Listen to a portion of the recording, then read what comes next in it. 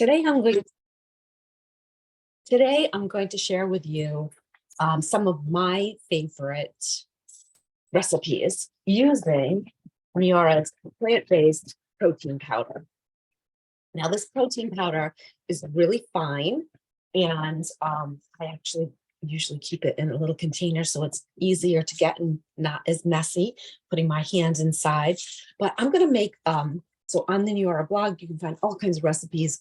I like adding my own little spin to it. So this is, the base of it is the NeoraFit blueberry protein bars, only I don't have any dried blueberries. So we're going to, my favorite is dark chocolate. So we're going to put some dark chocolate bits in there. I'm also going to use some organic baking cocoa, just a little bit, just for some flavor, a little bit different. And this is a no bake recipe. So if you're like me and sometimes you burn the bottoms, no worries. So we're going to start off kind of slow. And I like just using a spatula as my mixing. And I've got an 8x8 glass pan. I'm going to line that with some paper. Hang on. So I've got some parchment paper. It's longer, as you can see, than this is, but that's okay because I'm going to use the leftover for lining it because you're going to freeze it instead of bake it. So I just kind of rip that off. Cut this. I know. Retired CPA, you would think I'd be really detailed oriented, but no. It's like I'm just going to fold it. I'm not even going to use scissors. Just going to put it alongside the counter. And rip, put that aside, put that in. Goes up the, oops, dog hair. Got dogs, you know what I mean? So it's just going to kind of line the thing like this. Okay, so the ingredients here are 6 scoops of the plant-based protein powder, a cup of natural peanut butter. I'm going to use creamy cashew butter. It kind of tastes like raw cookie dough. Yum, yum. A quarter of a cup of maple syrup, and then I'm going to substitute some semi-sweet chocolate chips. And I'm going to do 5 cups of the protein powder and 1 cup of the cocoa. So I keep my maple syrup in the refrigerator because it is all natural maple syrup. So let me grab that.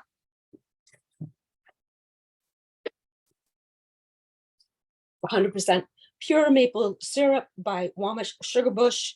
And you can get these. This is like probably the best maple syrup I've ever had. And I live in New England, so we have great maple syrup, but it's Wanish sugar, Wanish, WANISH sugarbush.com. And you can grab these, and they've got some maple sugar candies that are so good.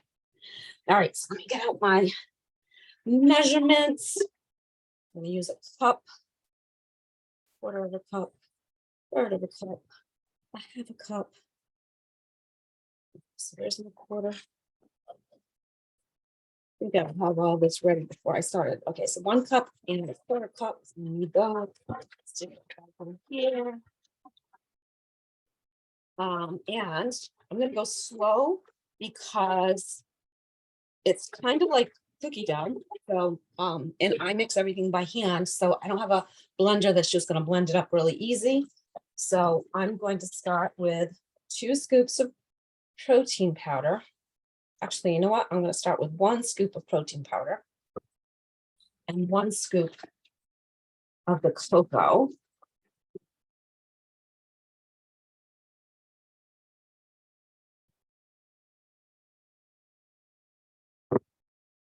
So this is going to be super good. And then I'm going to mix that in with the cup of the cup of, that's, oh, actually it's a cup left in here, so I'm not even going to dirty this. I'm just going to scoop this out of here. Put that in. And we'll eventually use all of it. But right now, for the sake of my arm, I'm going to put just a little bit. And then put all of the maple syrup. So I'll just pour that in. I tend to go a little over, as I said. No, I'm a retired CPA. I still don't do measurements because I gave that up. I don't have to do it anymore. So excited about that. Okay, ooh, this already looks delicious. Pour that in there. And then I'm just gonna mix it in.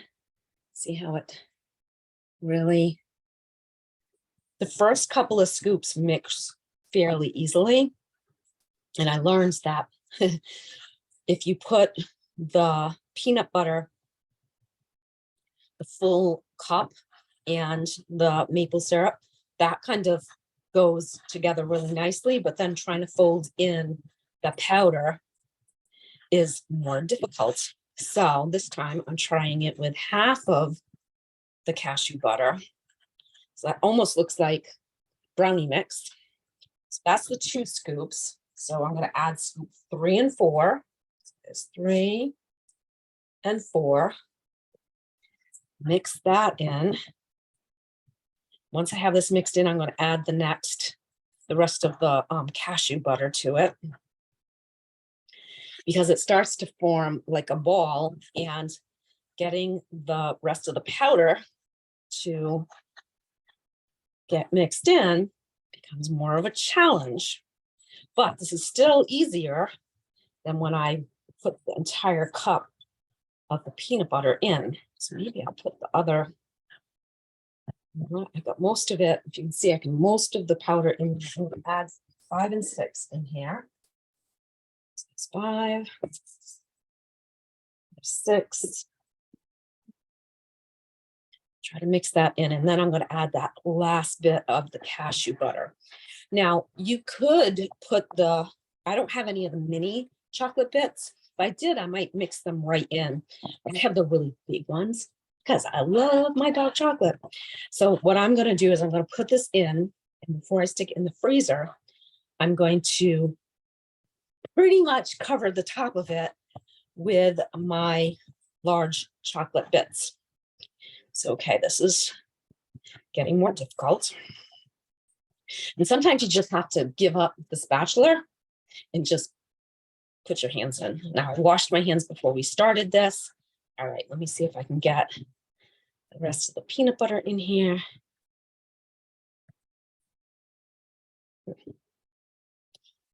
One more. It would be. Make sure we get all of it. Anybody has any suggestions other than buy yourself a hand mixer, which I know I should probably do. So if my kids are watching this, guess what you can get me for my birthday? My hand mixer. Because they always make these jars small. I like the bigger ones that have the big mouths, and you can just really get down inside there to get everything out, because what's happening is it's stuck in the middle. So I go round and around the outer edge. And if you've ever used raw, natural nut butter, it's a tendency to have all the oils rise to the top. Normally, I would mix those together, but since I was using the whole thing up, I didn't need to do that. So I think what I'm going to end up doing here, let's grab a spoon. Oops. Put your spoon in that. And I'm going to scrape the bottom to get all the goodness out of the jar. Excellent.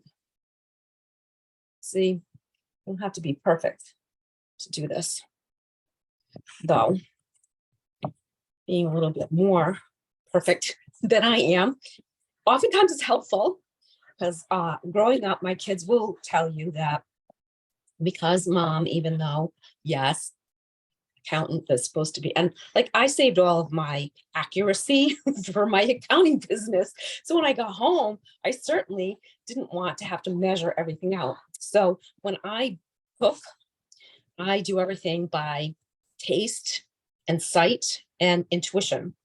So no measurements. But when you bake, you kind of have to be pretty precise. Otherwise, like what would happen with me is either one of the ingredients was overpowering or it burned the bottoms of all the cookies. So everybody knew that if they were to have my cookies, you wanted to cut the bottoms off. But I love this because there's no baking involved. And as I said, I take the recipe as a suggestion. So I'm going to just dive in here with my hands, stick that over here and see, because it's still kind of, I got all of the butter, cashew butter in here now, but it's not mixed in with all the powder. So again, protein powder, you can add like all kinds of different things that you want, and there are different recipes. So there's another recipe that I like a lot that is similar to this, but you can roll them into balls. And that works. You can put dried fruit in it. There's another one that has oats. I'm gluten-free, so I can't always find those gluten-free oats that are chopped really fine. So I'll just do like the gluten-free oatmeal, and that kind of has to suffice. All right, so now I got a good portion. Let me just see if I can scrape off the remnants here on the bowl, because you want as much of the goodness into your little container as possible. Looks like I got some on the edges. All right, scoop that off there. I'm going to get as much out as possible. All right, then what I'm going to do is I'm going to put this into that 8x8 container, and I'm going to press it in. Probably could have made a double batch, and then it would be thicker. I've done that before too. Then it's kind of like cookie dough fudge is what it tastes like.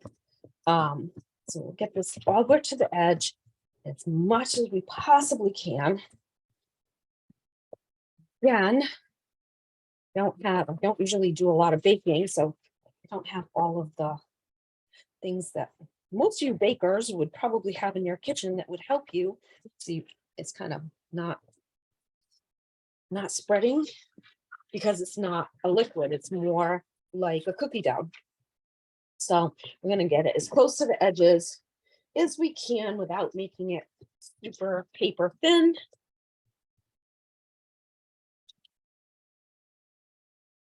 Now, if I take this, move this, let's leave it in there. Oh, that is so good. Made it so much easier, because that way it's not sticking to my hand. And because it's parchment paper, it comes off pretty, not bad. All right, so this, let's go make sure it doesn't fall out of my pan. I'm going to add I like to buy the really large bags, a couple left in a small bag. And these are just the dark chocolate chips. Okay. And I'm just gonna sprinkle some of those all throughout. I won't do too many. Last time everybody was making fun of me because no, you can't have that dog. Don't drop chocolate on the floor because the dog will try to eat it. I had a couple of people laugh at me and say, hey,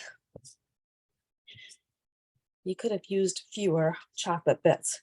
So I'm just going to press those in there. Voila. This is going to go in the freezer for 15 to 20 minutes. Then I'm going to take it out.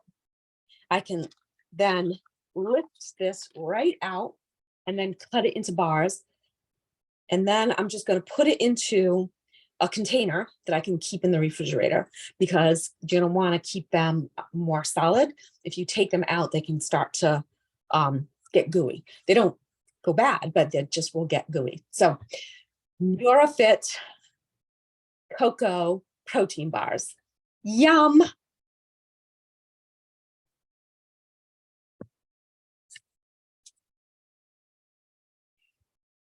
Okay, problem with doing this on your phone is you can't always turn off the camera in your Zoom because it doesn't want to pop it up.